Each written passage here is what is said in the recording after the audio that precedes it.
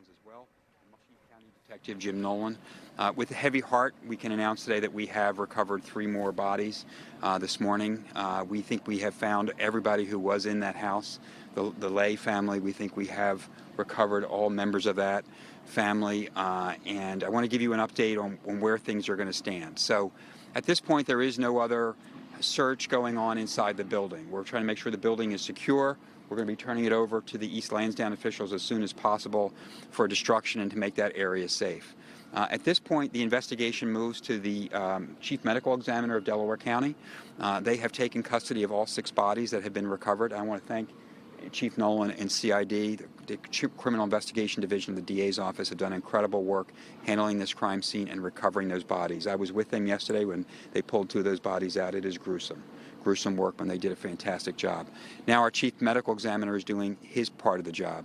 The first thing he's going to try to do is determine who these people are. He has to identify them using whatever means that are available, including DNA and dental records, and then he's going to try to determine the manner and cause of death. Our assumption is that they were shot by gunfire and then there was a fire set, but we have no idea whether or not that's true. So again, the medical examiner is going to try to determine that. He tells me from talking to him yesterday there are tests he can run to determine whether people were alive at the time the fire was set or whether they were already deceased, and he will be looking for bullet wounds as well in what remains of the bodies. And I will tell you again from seeing it firsthand, these are charred remains. They are unrecognizable human beings. Not only was there an intense fire, but the building collapsed on these folks as they were in there. One of whom we believe is the shooter. I think his name is Con Lay. We knew from information provided by the grandparents early on in the investigation that he was the suspect for at least shooting one of the nieces, one of his nieces, which is unbelievable to be able to say.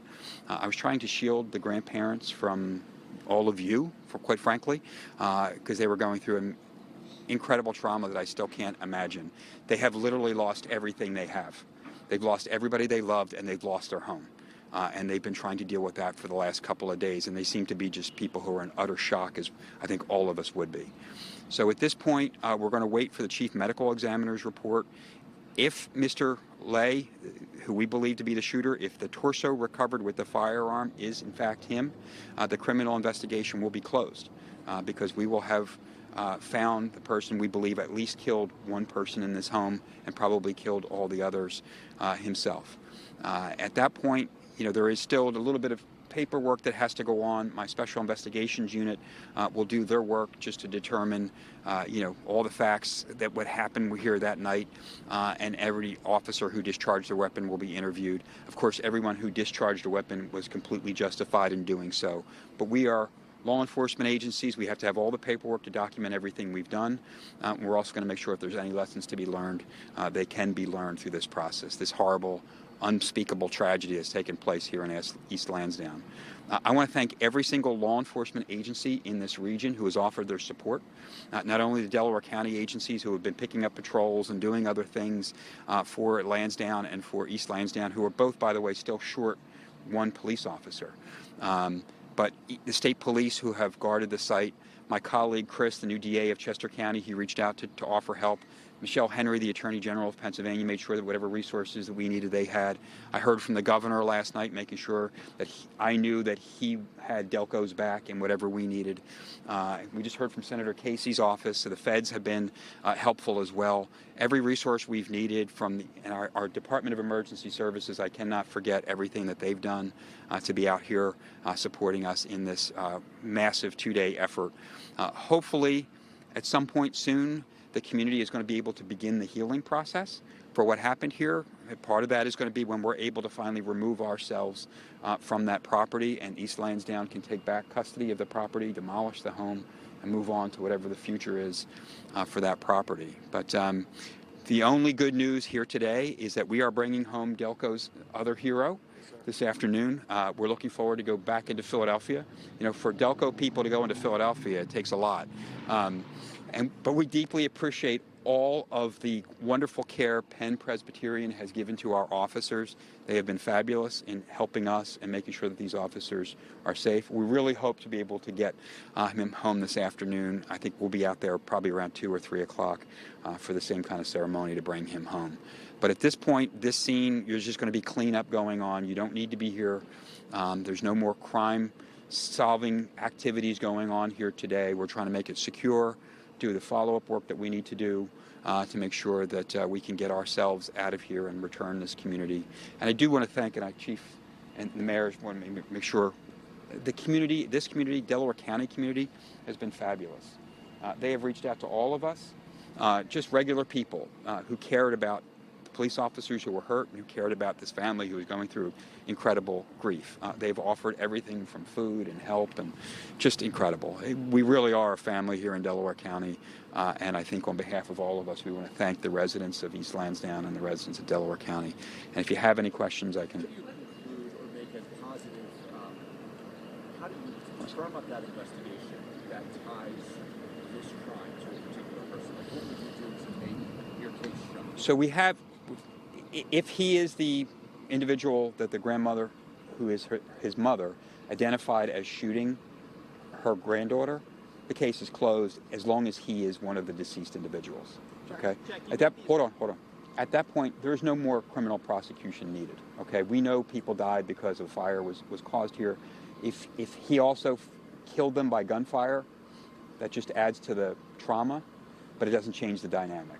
As long as the shooter, who we believe started this whole series of tragic events, is dead, it's a closed criminal matter. What made you assume that they were killed Hold on by 1 second. gunfire? No motive at all. What made you assume that they were killed by gunfire? You said you made. I didn't make the assumption, except that, I'm sorry if I did. What we've heard, obviously you heard the reports that there was multiple gunshots. In fact, the 911 call that came in, people could hear gunfire. My, again, assumption is that the fire was started at some point after he probably killed members of the family. I could be completely wrong. The medical examiner is going to try to determine how they died, if they died by gunfire or if they died by smoke inhalation and burning. Those two are two different. At the end of the day, it doesn't really matter. It may matter to the grandparents, and we're trying to give them closure. But I just think that that's an assumption that will be tested by whatever the chief medical examiner. Sorry, Chris, if I misspoke. 1 second, Vinny, 1 second. Okay.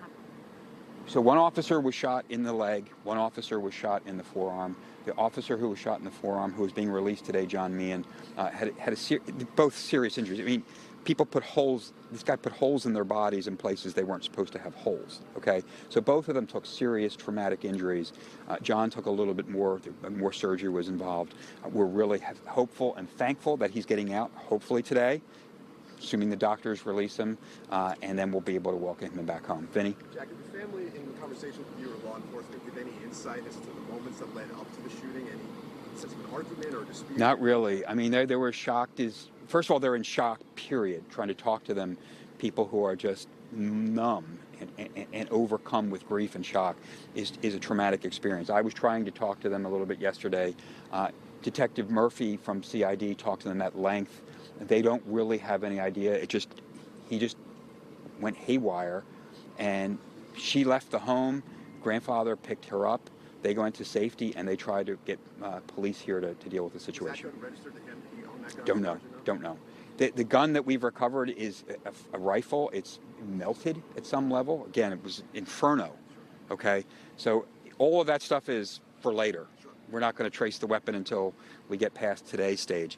Today, we're just trying to make sure that we get our officer home, get these bodies to the medical examiner, and get this community back to some level of normalcy, which is a long way from there. Will neighbors be able to get into their homes? As soon as we get out of here, okay? So we got to get all that equipment there. We got to get the criminal equipment out, the law enforcement stuff. Then we've got to make sure that, are they knocking down? Yes, they are. Yeah, they're knocking down the building right now. They're in that process, right? Because we can't leave the structure the way it is. We were afraid it could fall on the investigators. So once they make it safe, and that will be the mayor and the police chief's call, then they'll open up the street again.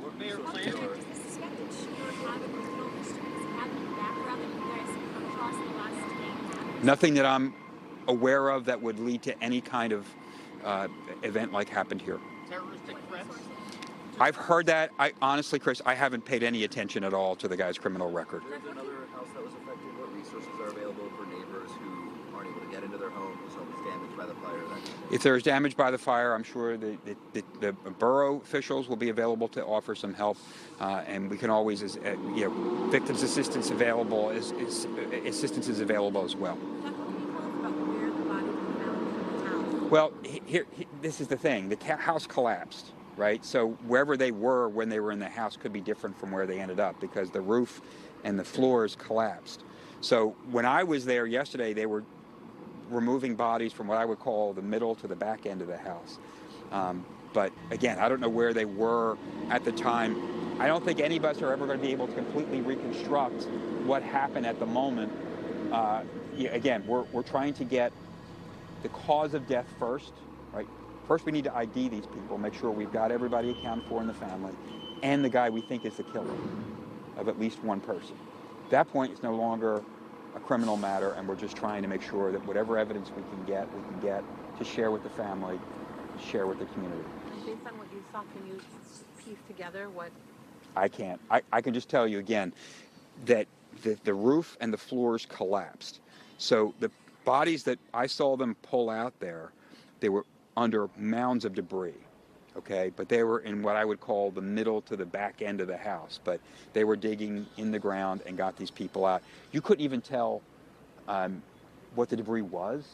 There were parts of the bodies I couldn't tell what they were, whether that was clothing that was attached or other items. I mean, these are people who, their bodies were put through an intense inferno. So the whole house collapsing on them doesn't help us figure out where they were, nor at some point do we care.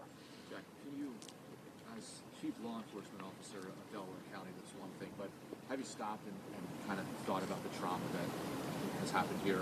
Officers shot, 6 people no longer here. Some of what has gone through your mind, if you've stopped at all? Yeah, great question, Joe. For me personally, you lean on your faith, right? And for me, I'm comforted by the fact that I believe that those poor victims, especially those children, are in a far better place now. I need to believe that.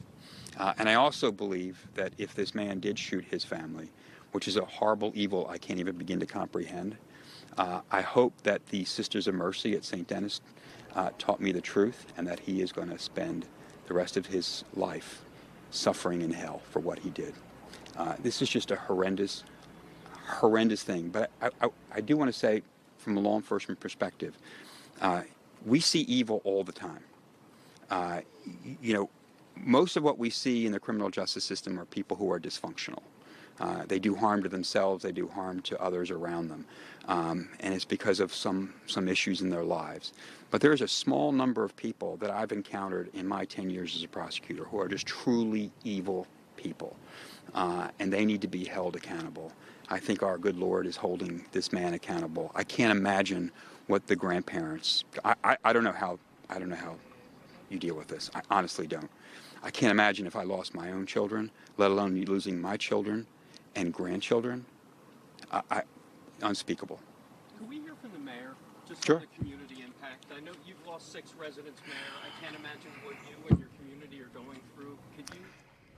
You've been listening to an update from the Delaware County District Attorney on the tragedy that happened in East Lansdowne on Wednesday. Here's what we learned: that they have now recovered the charred remains of all 6 bodies that they believed were in the house at the time of the shooting and the fire. The search is over. They are now preparing to knock down that structure. And now it's the medical examiner's office to identify those remains and to try to figure out the manner of death. We have no information about a motive. We do know that the second police officer who was shot, East Lansdowne Officer Meehan, is expected to be released later this afternoon. We have team coverage of this story continuing, and we'll have an update on NBC 10 News at 4. We'll see you then.